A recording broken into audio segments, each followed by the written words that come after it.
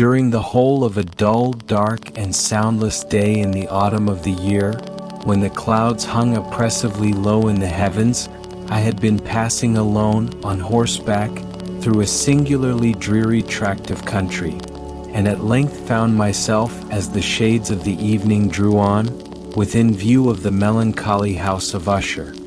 I know not how it was, but, with the first glimpse of the building, a sense of insufferable gloom pervaded my spirit. I say insufferable, for the feeling was unrelieved by any of that half-pleasurable, because poetic, sentiment, with which the mind usually receives even the sternest natural images of the desolate or terrible. I looked upon the scene before me, upon the mere house and the simple landscape features of the domain, upon the bleak walls, upon the vacant eye-like windows, upon a few rank sedges, and upon a few white trunks of decayed trees, with an utter depression of soul which I can compare to no earthly sensation more properly than to the after-dream of the reveller upon opium, the bitter lapse into everyday life, the hideous dropping off of the veil. There was an iciness, a sinking, a sickening of the heart, an unredeemed dreariness of thought which no goading of the imagination could torture into aught of the sublime. What was it, I paused to think, what was it that so unnerved me in the contemplation of the House of Usher? It was a mystery all insoluble, nor could I grapple with the shadowy fancies that crowded upon me as I pondered. I was forced to fall back upon the unsatisfactory conclusion that while, beyond doubt, there are combinations of very simple natural objects which have the power of thus affecting us, still the analysis of this power lies among considerations beyond our depth. It was possible, I reflected, that a mere different arrangement of the particulars of the scene, of the details of the picture, would be sufficient to modify, or perhaps to annihilate its capacity for sorrowful impression.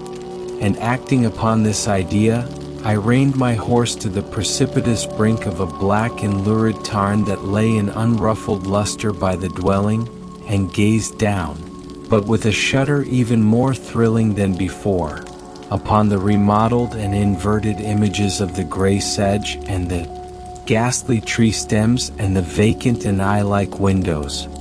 Nevertheless, in this mansion of gloom I now proposed to myself a sojourn of some weeks.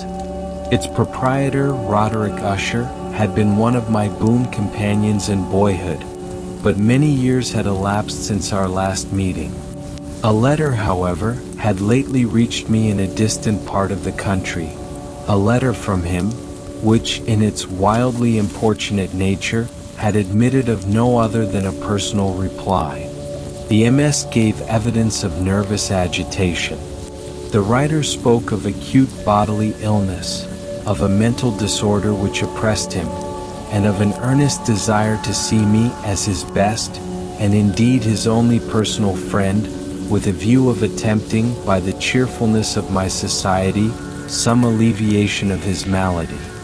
It was the manner in which all this and much more was said, it was the apparent heart that went with his request, which allowed me no room for hesitation, and I accordingly obeyed forthwith what I still considered a very singular summons. Although, as boys, we had been even intimate associates, yet I really knew little of my friend. His reserve had been always excessive and habitual. I was aware, however, that his very ancient family had been noted, time out of mind, for a peculiar sensibility of temperament, displaying itself through long ages in many works of exalted art, and manifested, of late, in repeated deeds of munificent yet unobtrusive charity, as well as in a passionate devotion to the intricacies, perhaps even more than to the orthodox and easily recognizable beauties, of musical science. I had learned, too, the very remarkable fact that the stem of the Usher race, all time honored as it was, had put forth at no period any enduring branch. In other words, that the entire family lay in the direct line of descent, and had always, with very trifling and very temporary variation, so lain. It was this deficiency, I considered, while running over in thought the perfect keeping of the character of the premises with the accredited character of the people, and while speculating upon the possible influence which the one, in the long lapse of centuries, might have exercised upon the other, it was this deficiency, perhaps, of collateral issue, and the consequent undeviating transmission from sire to son, of the patrimony with the name, which had, at length, so identified the two as to merge the original title of the estate in the quaint and equivocal appellation of the House of Usher, an appellation which seemed to include in the minds of the peasantry who used it, both the family and the family mansion. I have said that the sole effect of my somewhat childish experiment, that of looking down within the tarn, had been to deepen the first singular impression. There can be no doubt that the consciousness of the rapid increase of my superstition, for why should I not so term it, served mainly to accelerate the increase itself. Such, I have long known, is the paradoxical law of all sentiments having terror as a basis. And it might have been for this reason only, that, when I again uplifted my eyes to the house itself from its image in the pool, there grew in my mind a strange fancy, a fancy so ridiculous, indeed, that I but mention it to show the vivid force of the sensations which oppressed me. I had so worked upon my imagination as really to believe that about the whole mansion and domain there hung an atmosphere peculiar to themselves and their immediate vicinity, an atmosphere which had no affinity with the air of heaven, but which had reeked up from the decayed trees and the grey wall and the silent tarn, a pestilent and mystic vapor, dull, sluggish, faintly discernible, and leaden-hued. Shaking off from my spirit what must have been a dream, I scanned more narrowly the real aspect of the building. Its principal feature seemed to be that of an excessive antiquity. The discoloration of ages had been great. Minute fungi overspread the whole exterior, hanging in a fine tangled webwork from the eaves. Yet all this was apart from any extraordinary dilapidation. No portion of the masonry had fallen, and there appeared to be a wild inconsistency between its still perfect adaptation of parts and the crumbling condition of the individual stones. In this there was much that reminded me of the specious totality of old woodwork which has rotted for long years in some neglected vault, with no disturbance from the breath of the external air. Beyond this indication of extensive decay, however, the fabric gave little token of instability. Perhaps the eye of a scrutinizing observer might have discovered a barely perceptible fissure, which, extending from the roof of the building in front, made its way down the wall in a zigzag direction, until it became lost in the sullen waters of the tarn. Noticing these things, I rode over a short causeway to the house.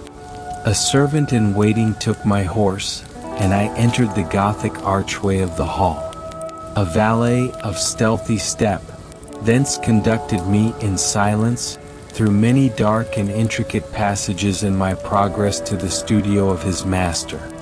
Much that I encountered on the way contributed, I know not how, to heighten the vague sentiments of which I have already spoken, while the objects around me, while the carvings of the ceilings, the somber tapestries of the walls, the ebon blackness of the floors, and the phantasmagoric armorial trophies which rattled as I strode, were but matters to which, or to such as which, I had been accustomed from my infancy, while I hesitated not to acknowledge how familiar was all this. I still wondered to find how unfamiliar were the fancies which ordinary images were stirring up. On one of the staircases I met the physician of the family. His countenance, I thought, wore a mingled expression of low cunning and perplexity. He accosted me with trepidation and passed on. The valet now threw open a door and ushered me into the presence of his master. The room in which I found myself was very large and lofty. The windows were long, narrow, and pointed, and at so vast a distance from the black oaken floor as to be altogether inaccessible from within. Feeble gleams of encrimsoned light made their way through the trellised panes, and served to render sufficiently distinct the more prominent objects around. The eye, however, struggled in vain to reach the remoter angles of the chamber, or the recesses of the vaulted and fretted ceiling. Dark draperies hung upon the walls. The general furniture was profuse, comfortless, antique, and tattered.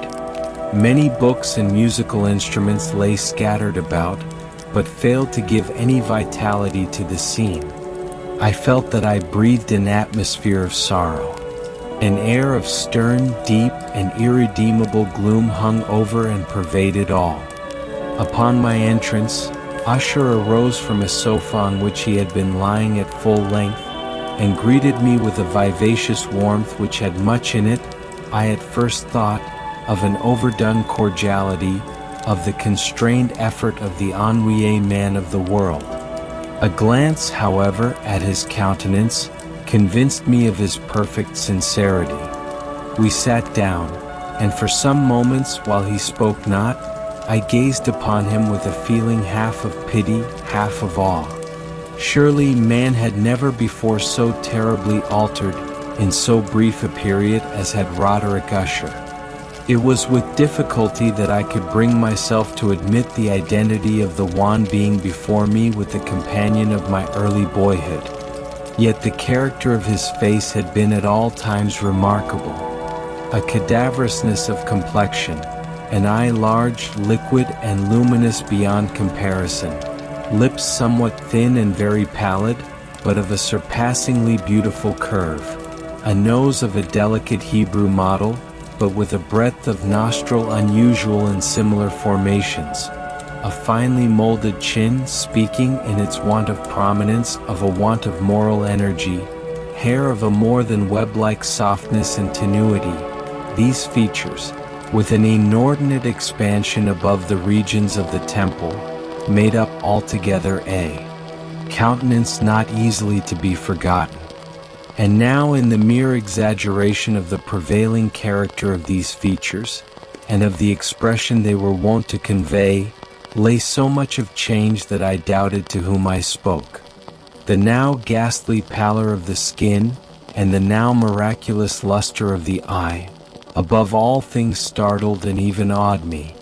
The silken hair, too, had been suffered to grow all unheeded, and as, in its wild gossamer texture, it floated rather than fell about the face, I could not, even with effort, connect its arabesque expression with any idea of simple humanity.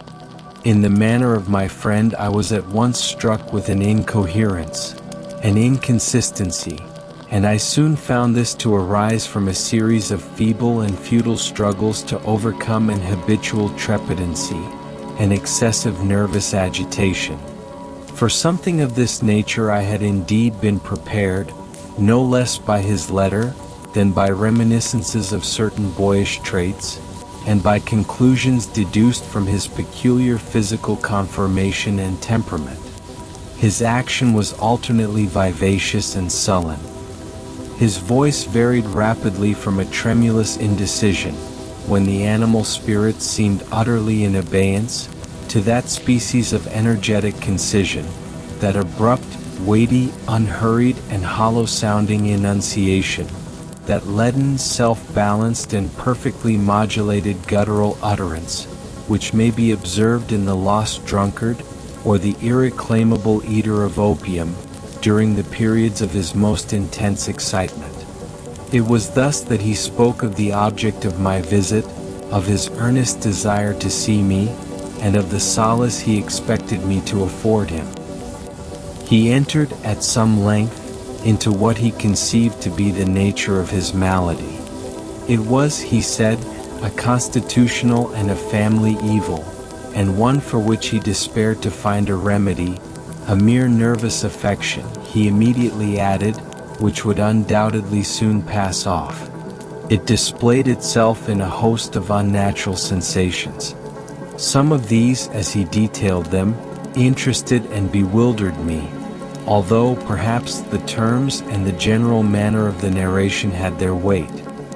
He suffered much from a morbid acuteness of the senses. The most insipid food was alone endurable. He could wear only garments of certain texture. The odors of all flowers were oppressive. His eyes were tortured by even a faint light, and there were but peculiar sounds, and these from stringed instruments, which did not inspire him with horror. To an anomalous species of terror I found him a bounden slave. "I shall perish," said he, "I must perish in this deplorable folly.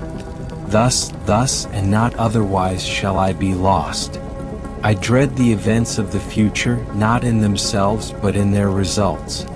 I shudder at the thought of any, even the most trivial incident, which may operate upon this intolerable agitation of soul.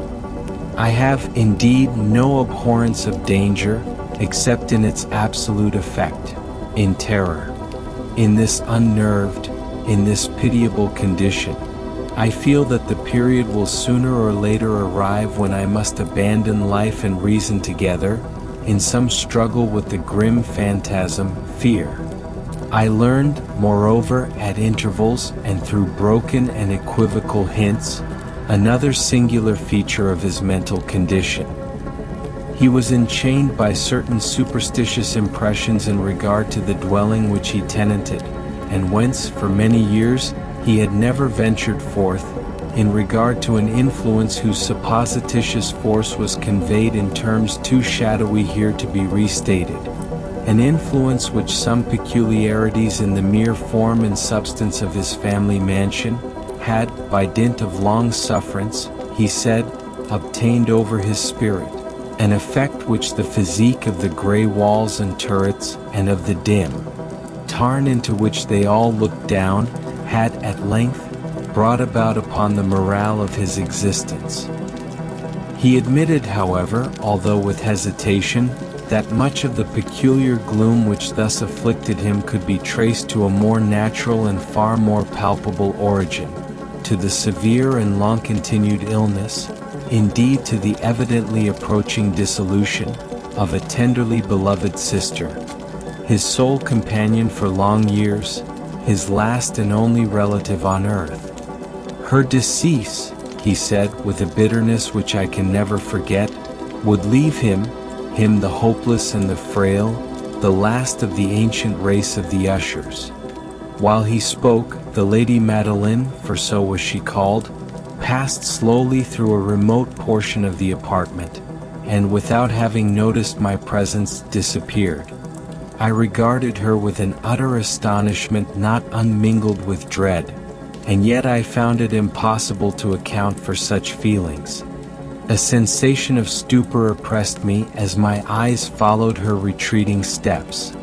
When a door at length closed upon her, my glance sought instinctively and eagerly the countenance of the brother, but he had buried his face in his hands, and I could only perceive that a far more than ordinary wanness had overspread the emaciated fingers through which trickled many passionate tears. The disease of the Lady Madeline had long baffled the skill of her physicians. A settled apathy, a gradual wasting away of the person, and frequent although transient affections of a partially cataleptical character, were the unusual diagnosis. Hitherto she had steadily borne up against the pressure of her malady, and had not betaken herself finally to bed. But on the closing in of the evening of my arrival at the house, she succumbed, as her brother told me at night with inexpressible agitation, to the prostrating power of the destroyer, and I learned that the glimpse I had obtained of her person would thus probably be the last I should obtain, that the lady, at least while living, would be seen by me no more. For several days ensuing, her name was unmentioned by either Usher or myself, and during this period I was busied in earnest endeavors to alleviate the melancholy of my friend. We painted and read together. or I listened as if in a dream to the wild improvisations of his speaking guitar. And thus, as a closer and still closer intimacy admitted me more unreservedly into the recesses of his spirit, the more bitterly did I perceive the futility of all attempt at cheering a mind from which darkness, as if an inherent positive quality, poured forth upon all objects of the moral and physical universe, in one unceasing radiation of gloom. I shall ever bear about me a memory of the many solemn hours I thus spent alone with the master of the House of Usher.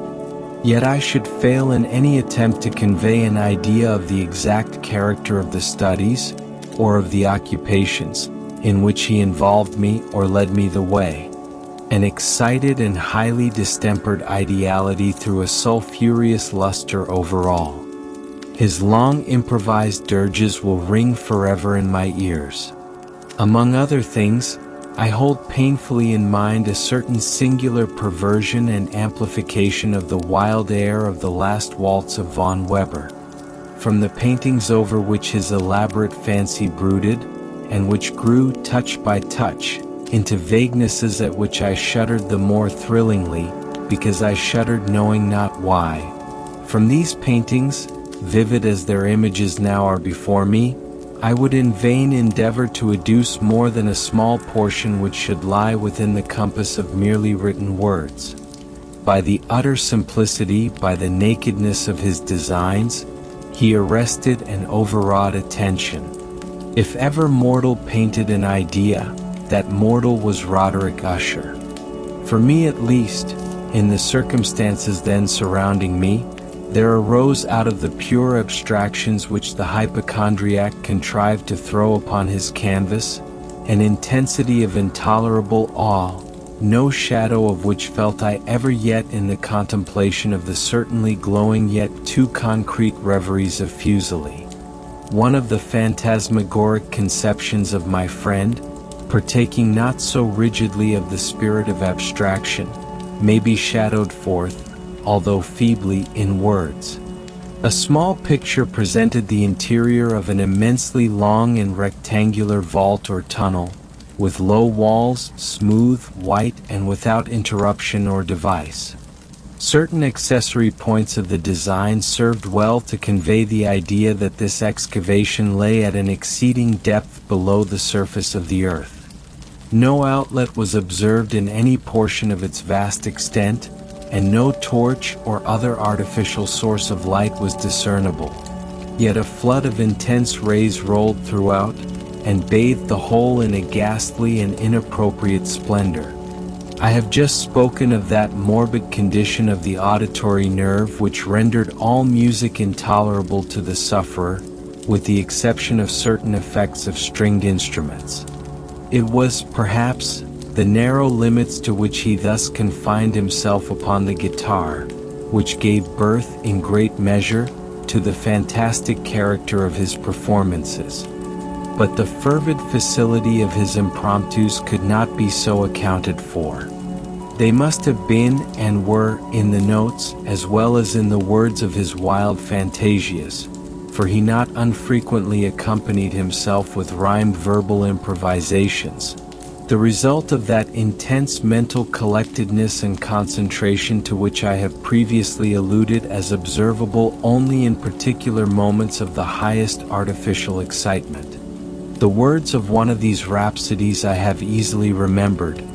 I was, perhaps, the more forcibly impressed with it as he gave it because in the under or mystic current of its meaning, I fancied that I perceived, and for the first time, a full consciousness on the part of Usher, of the tottering of his lofty reason upon her throne.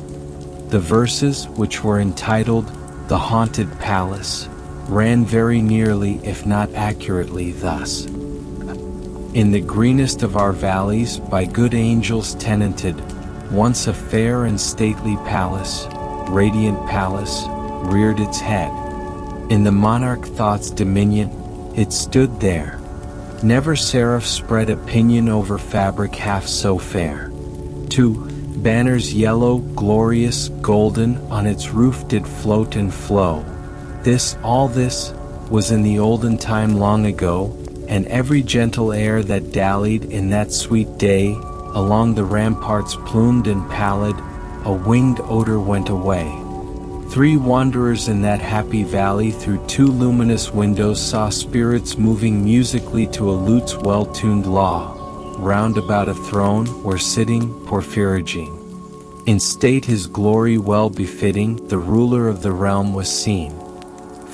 And all with pearl and ruby glowing was the fair palace door, through which came flowing, and sparkling evermore, a troop of echoes whose sweet duty was but to sing, in voices of surpassing beauty, the wit and wisdom of their king. But evil things in robes of sorrow assailed the monarch's high estate. Ah, let us mourn, for never morrow shall dawn upon him desolate. And round about his home, the glory that blushed and bloomed is but a dim remembered story of the old time entombed. 6. And travelers now within that valley, through the red-litten windows, see vast forms that move fantastically to a discordant melody, while like a rapid ghastly river, through the pale door, a hideous throng rush out forever and laugh, but smile no more. I well remember that suggestions arising from this ballad led us into a train of thought wherein there became manifest an opinion of Usher's which I mention not so much on account of its novelty, for other men have thought thus, as on account of the pertinacity with which he maintained it. This opinion in its general form was that of the sentience of all vegetable things. But in his disordered fancy, the idea had assumed a more daring character and trespassed under certain conditions upon the kingdom of inorganization. I lack words to express the full extent or the earnest abandon of his persuasion. The belief, however, was connected, as I have previously hinted, with the gray stones of the home of his forefathers. The conditions of the sentience had been here, he imagined, fulfilled in the method of collocation of these stones, in the order of their arrangement as well as in that of the many fungi which overspread them, and of the decayed trees which stood around. Above all, in the long undisturbed endurance of this arrangement, and in its reduplication in the still waters of the Tarn. Its evidence, the evidence of the sentience, was to be seen, he said, and I here started as he spoke, in the gradual yet certain condensation of an atmosphere of their own about the waters and the walls. The result was discoverable, he added, in that silent yet importunate and terrible influence which for centuries had molded the destinies of his family, and which made him what I now saw him, what he was. Such opinions need no comment, and I will make none. Watson, Dr. Percival, Spallanzani, and especially the Bishop of Llandaff. See Chemical Essays, Vol V. Our books, the books which for years had formed no small portion of the mental existence of the invalid, were, as might be supposed, in strict keeping with this character of phantasm.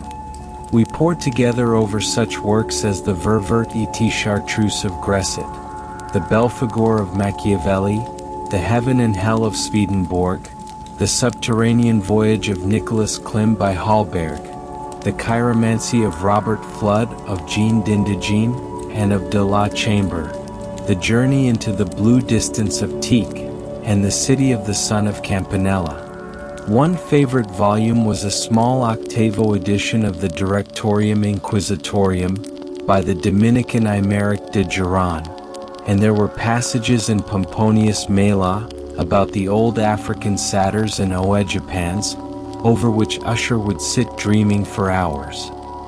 His chief delight, however, was found in the perusal of an exceedingly rare and curious book in quarto Gothic, the Manual of a Forgotten Church, the Vigiliae Mortuorum Secundum Chorum Ecclesiae Magentini.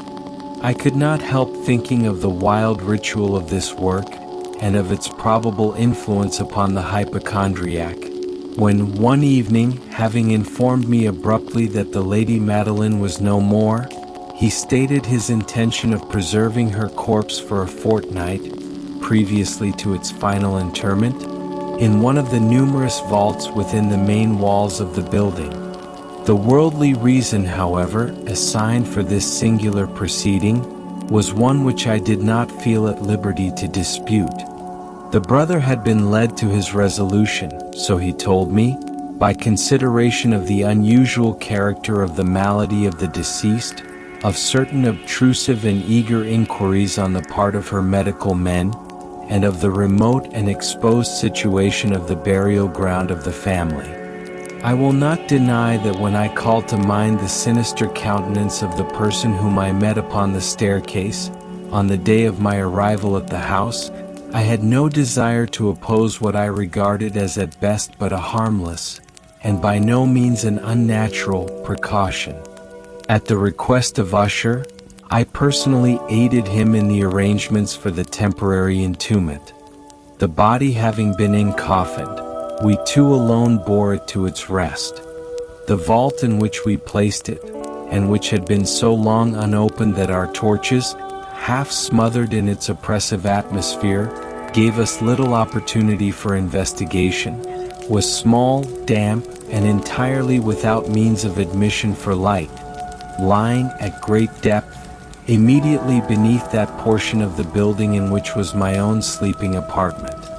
It had been used, apparently, in remote feudal times for the worst purposes of a dungeon keep, and in later days as a place of deposit for powder or some other highly combustible substance, as a portion of its floor, and the whole interior of a long archway through which we reached it, were carefully sheathed with copper.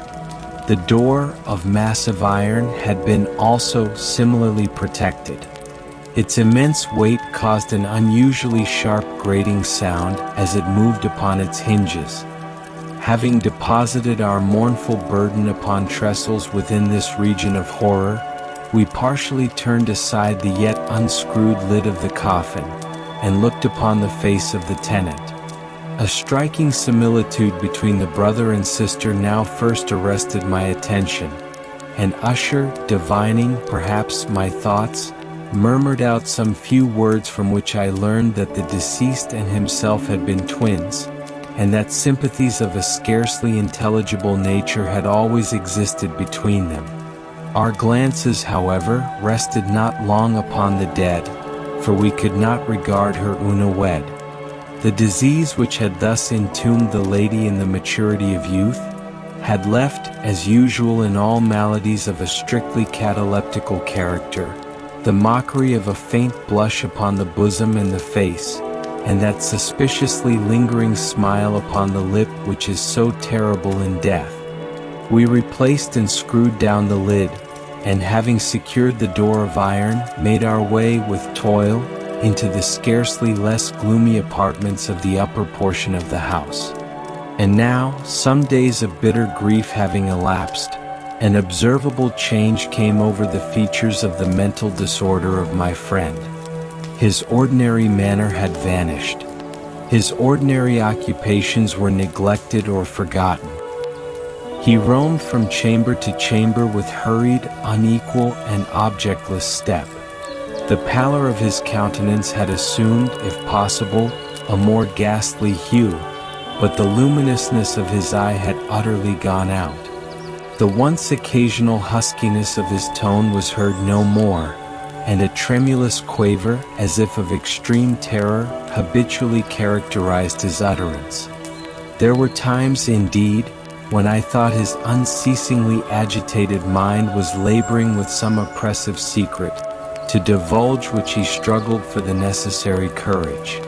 At times, again, I was obliged to resolve all into the mere inexplicable vagaries of madness, for I beheld him gazing upon vacancy for long hours, in an attitude of the profoundest attention, as if listening to some imaginary sound. It was no wonder that his condition terrified, that it infected me. I felt creeping upon me by slow yet certain degrees, the wild influences of his own fantastic yet impressive superstitions. It was especially upon retiring to bed late in the night of the 7th or 8th day after the placing of the Lady Madeline within the dungeon that I experienced the full power of such feelings. Sleep came not near my couch, while the hours waned and waned away. I struggled to reason off the nervousness which had dominion over me. I endeavored to believe that much, if not all of what I felt, was due to the bewildering influence of the gloomy furniture of the room, of the dark and tattered draperies, which, tortured into motion by the breath of a rising tempest, swayed fitfully to and fro upon the walls, and rustled uneasily about the decorations of the bed. But my efforts were fruitless. An irrepressible tremor gradually pervaded my frame, and at length there sat upon my very heart an incubus of utterly causeless alarm. Shaking this off with a gasp and a struggle, I uplifted myself upon the pillows, and peering earnestly within the intense darkness of the chamber hearkened, I know not why, except that an instinctive spirit prompted me, to certain low and indefinite sounds which came, through the pauses of the storm at long intervals, I knew not whence. Overpowered by an intense sentiment of horror, unaccountable yet unendurable, I threw on my clothes with haste, for I felt that I should sleep no more during the night, and endeavored to arouse myself from the pitiable condition into which I had fallen, by pacing rapidly to and fro through the apartment. I had taken but few turns in this manner, when a light step on an adjoining staircase arrested my attention. I presently recognized it as that of Usher. In an instant afterward he rapped, with a gentle touch, at my door and entered, bearing a lamp. His countenance was, as usual, cadaverously wan, but, moreover, there was a species of mad hilarity in his eyes, and evidently restrained hysteria in his whole demeanor. His air appalled me, but anything was preferable to the solitude which I had so long endured, and I even welcomed his presence as a relief. "And you have not seen it?" he said abruptly, after having stared about him for some moments in silence. "You have not then seen it? But stay, you shall." Thus speaking, and having carefully shaded his lamp, he hurried to one of the casements, and threw it freely open to the storm. The impetuous fury of the entering gust nearly lifted us from our feet. It was indeed a tempestuous yet sternly beautiful night, and one wildly singular in its terror and its beauty. A whirlwind had apparently collected its force in our vicinity, for there were frequent and violent alterations in the direction of the wind, and the exceeding density of the clouds, which hung so low as to press upon the turrets of the house, did not prevent our perceiving the lifelike velocity with which they flew careering from all points against each other, without passing away into the distance. I say that even their exceeding density did not prevent our perceiving this, yet we had no glimpse of the moon or stars, nor was there any flashing forth of the lightning.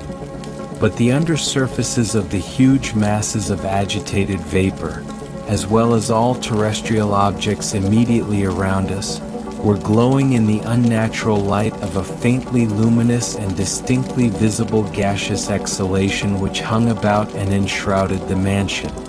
"You must not, you shall not behold this," said I shudderingly to Usher as I led him, with a gentle violence, from the window to a seat. "These appearances which bewilder you are merely electrical phenomena not uncommon, or it may be that they have their ghastly origin in the rank miasma of the tarn. Let us close this casement. The air is chilling and dangerous to your frame. Here is one of your favorite romances. I will read and you shall listen, and so we will pass away this terrible night together." The antique volume which I had taken up was the Mad Tryst of Sir Lancelot Canning. but I had called it a favorite of Usher's more in sad jest than in earnest. For in truth, there is little in its uncouth and unimaginative prolixity which could have had interest for the lofty and spiritual ideality of my friend. It was, however, the only book immediately at hand, and I indulged a vague hope that the excitement which now agitated the hypochondriac might find relief, for the history of mental disorder is full of similar anomalies, even in the extremeness of the folly which I should read. Could I have judged, indeed, by the wild overstrained air of vivacity with which he hearkened, or apparently hearkened, to the words of the tale, I might well have congratulated myself upon the success of my design. I had arrived at that well-known portion of the story where Ethelred, the hero of the tryst, having sought in vain for peaceable admission into the dwelling of the hermit, proceeds to make good an entrance by force. Here it will be remembered the words of the narrative run thus. And Ethelred, who was by nature of a doughty heart, and who was now mighty withal, on account of the powerfulness of the wine which he had drunken, waited no longer to hold parley with the hermit, who in sooth was of an obstinate and maliceful turn, but feeling the rain upon his shoulders and fearing the rising of the tempest, uplifted his mace outright, and with blows, made quickly room in the plankings of the door for his gauntlet hand, and now pulling therewith sturdily he so cracked and ripped and tore all asunder, that the noise of the dry and hollow sounding would alarumed and reverberated throughout the forest.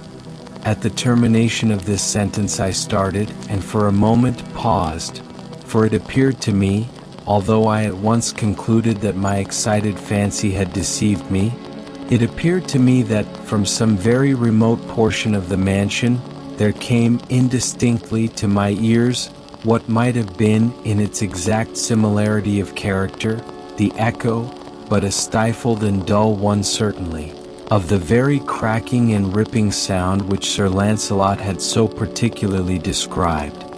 It was, beyond doubt, the coincidence alone which had arrested my attention, for amid the rattling of the sashes of the casements, and the ordinary commingled noises of the still increasing storm, the sound in itself had nothing surely which should have interested or disturbed me.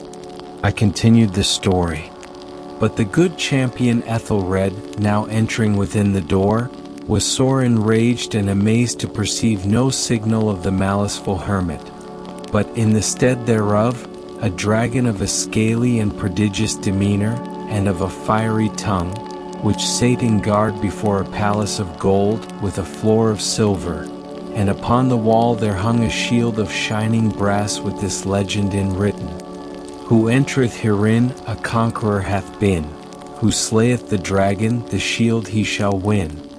And Ethelred uplifted his mace and struck upon the head of the dragon, which fell before him and gave up his pesty breath, with a shriek so horrid and harsh, and withal so piercing, that Ethelred had feigned to close his ears with his hands against the dreadful noise of it, the like whereof was never before heard. Here again I paused abruptly, and now with a feeling of wild amazement, for there could be no doubt whatever that, in this instance, I did actually hear, although from what direction it proceeded I found it impossible to say, a low and apparently distant, but harsh, protracted, and most unusual screaming or grating sound, the exact counterpart of what my fancy had already conjured up for the dragon's unnatural shriek as described by the romancer. Oppressed, as I certainly was, upon the occurrence of this second and most extraordinary coincidence, by 1,000 conflicting sensations, in which wonder and extreme terror were predominant, I still retained sufficient presence of mind to avoid exciting, by any observation, the sensitive nervousness of my companion. I was by no means certain that he had noticed the sounds in question, although assuredly a strange alteration had, during the last few minutes, taken place in his demeanor. from a position fronting my own, he had gradually brought round his chair, so as to sit with his face to the door of the chamber, and thus I could but partially perceive his features, although I saw that his lips trembled as if he were murmuring inaudibly. His head had dropped upon his breast, yet I knew that he was not asleep from the wide and rigid opening of the eye as I caught a glance of it in profile. The motion of his body, too, was at variance with this idea, for he rocked from side to side with a gentle yet constant and uniform sway. Having rapidly taken notice of all this, I resumed the narrative of Sir Lancelot, which thus proceeded.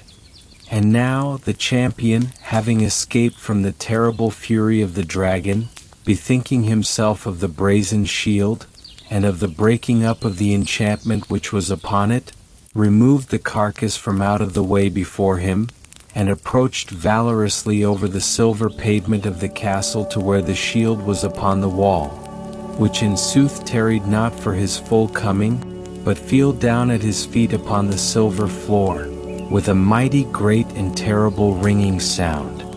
No sooner had these syllables passed my lips, than, as if a shield of brass had indeed at the moment fallen heavily upon a floor of silver, I became aware of a distinct, hollow, metallic, and clangorous, yet apparently muffled reverberation.